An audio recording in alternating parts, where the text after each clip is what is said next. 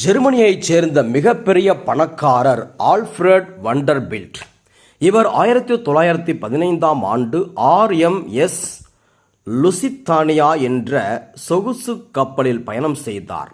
பயணம் நன்றாக சென்று கொண்டிருந்த வேளையில் கடலில் ரோந்து பணியில் ஈடுபட்டிருந்த ஜெர்மனியின் கடற்படை வீரர்கள் லுசிதானியா கப்பலை எதிரி நாட்டு கப்பல் என நினைத்து தவறுதலாக சுட்டுவிட்டனர். இதனால் அந்த கப்பல் தீப்பற்றி எரிந்தது.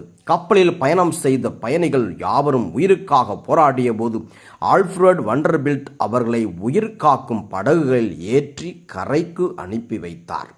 தவிர உயிர் கவசம் லைஃப் ஜாக்கெட் இல்லாமல் தத்தளித்து கொண்டிருந்த ஒரு தாய்க்கும் அவருடைய குழந்தைக்கும் தன்னுடைய உயிர் கவசத்தை கழற்றி கொடுத்து அவர்களது உயிரையும் காப்பாற்றினார். இப்படி அவர் பயணிகளின் உயிரை காப்பாற்றி கொண்டிருக்கும் போது தண்ணீரில் மூழ்கி இறந்து போனார். இந்த ஆல்ஃபிரட் வண்டர்பில்ட்டை பற்றி ஒரு சுவாரஸ்யமான செய்தி உண்டு. அவர் கடலில் மூழ்கி இறப்பதற்கு 3 ஆண்டுகளுக்கு முன்பு, அதாவது 1912ஆம் ஆண்டு ஏப்ரல் 15ஆம் நாள் டைட்டானிக் கப்பல் கடலில் மூழ்கி அதில் பயணம் செய்த ஆயிரக்கணக்கான மக்கள் இறந்து போனார்கள் அல்லவா?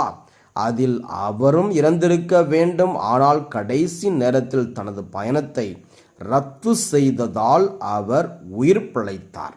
ஆனால் 1915ஆம் ஆண்டு நடந்த இந்த விபத்தில் பயணிகளை காப்பாற்றும் பொருட்டு தன் உயிரை இழந்தார். ஆம், ஆல்ஃபிரட் வண்டர்பில்ட் மற்றவர்களுக்காக தன் உயிரையே தியாகம் செய்தார். நற்செய்தியில் அனைவருக்காகவும் இயேசு தன்னையே தியாகம் செய்வதை பற்றி வாசிக்கின்றோம்.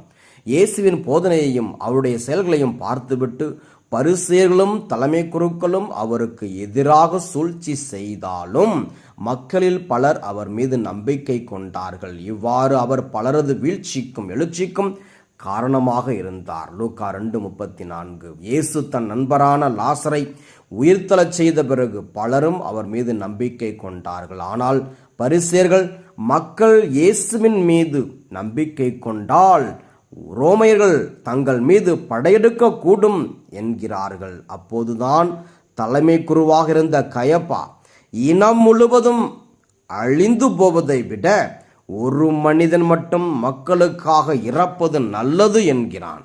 கயப்பா இவ்வார்த்தைகளை தாமாக சொல்லாமல் இறை வாக்காக சொல்கின்றான். இயேசுவின் இறப்பு இறைவாக்கினர் எசேக்கியேல் நூலிலிருந்து எடுக்கப்பட்ட இன்றைய முதல்